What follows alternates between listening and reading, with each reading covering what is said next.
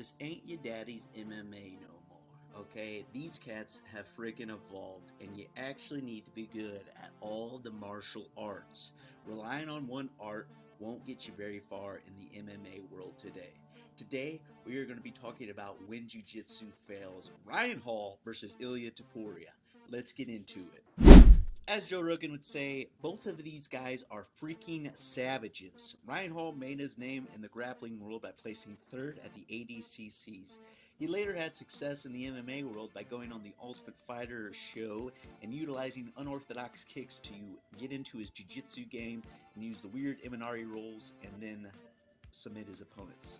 This is how he won most of his fights in his UFC career, even taking out the great BJ Penn with a Imanari roll to a leg lock backside 50-50 entanglement. He was a Rubik's Cube that couldn't be solved inside the octagon. Nobody wanted to fight this man. He only had 4 fights within 4 years. That is, until he ran into this man, Ilia El Matador Topuria. As we all know, Ilia is the current UFC champion. He's an accomplished Greco-Roman wrestler that so happens to be a black belt in Brazilian Jiu-Jitsu. Oh, and he's got fucking hands, okay?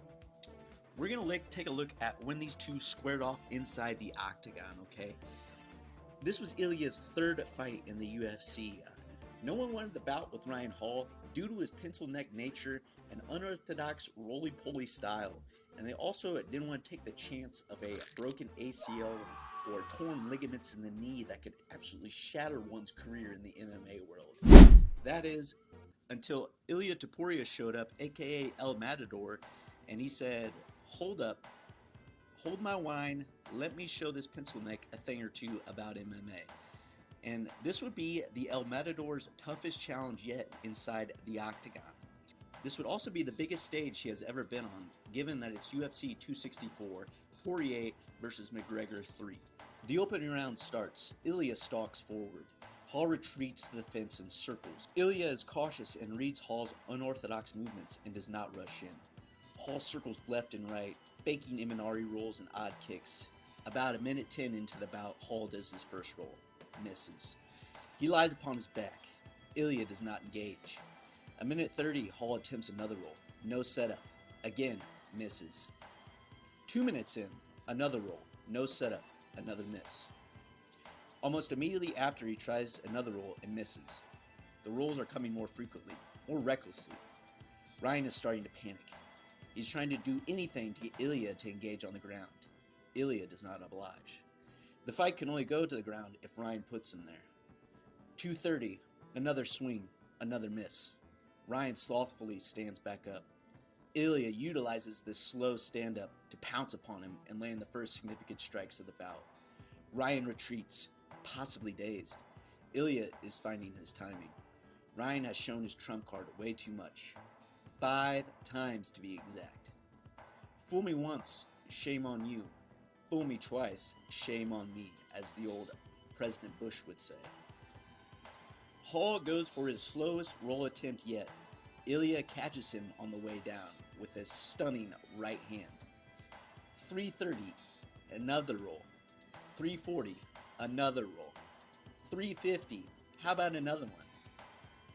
4 minutes and 10 seconds in, he hits another one. With 30 seconds left, Ilia's pace visibly picks up. 30 seconds is more than enough time to knock someone out. It is also a small amount of time to hold off a submission from Ryan Hall. Ryan hits his 10th and final roll of the battle with no setup. It will be his last roll. Ilia hops on Ryan's back and rains down punches. Ryan loses a crucial battle on the way down. He loses the underhook battle. Ilia gains top advantage from the side control and wins the underhook battle. One hand is pinned to the ground and the other is behind Ilia's head, leaving Ryan Hall defenseless. Hall's head whips back and forth as Ilia rains down punches upon him. Ilia finishes him and raises his hands victoriously. This will be his 3rd win in the UFC octagon, leaving a unblemished record. Chad, Ryan showed the roll one too many times. If you show a good striker the same setup and the same move more than once, they're gonna make you pay, and they're gonna time it. This brings up a very valuable point that I don't think gets talked about enough. Grappling is more of a feel-based sport. What I mean by this is that in grappling, you'll feel body weight shifting and you feel your opponent moving around physically and you try to off-balance them. You move them where you want them to go. Striking is a much more visual and reactionary based sport. Striking is more so predicting where the punches are going to be thrown and when to punch your opponent. You see what they're throwing at you, you download it, and you react, okay?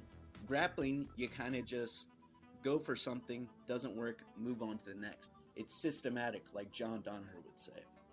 Elite strikers can visually pick up on tendencies. Throw the same exact jab one too many times, you're gonna pay with a vicious counter. This same concept can be applied to takedowns and grappling entries in MMA. You repeatedly throw the same combo into the same shot or just blindly take a shot. The striker is going to see this, time it, and make you pay. Ryan Hall showed Ilia the same move not once, not twice, but 10 times within a 5-minute span. No setup to the entry, no working some other combo or takedown sequence and then going back to the roll. Just 10 blind rolls, one after the other, okay? You can't do that nowadays in MMA, okay?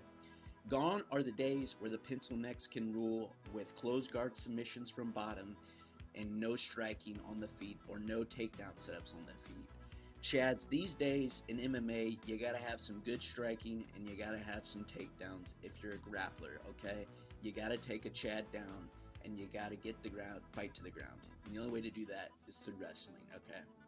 If you like this video and you want to see more breakdowns of grappling and MMA, let me know. Also, Chads, if you don't mind supporting the channel by subscribing, leaving a like. Also, feel free to comment down below what other MMA bouts where Jiu Jitsu fails. I have some ideas of what types of MMA videos I would like to do on certain grapplers, but let me know down below which ones you would like to see. I'll see you next time, Chads.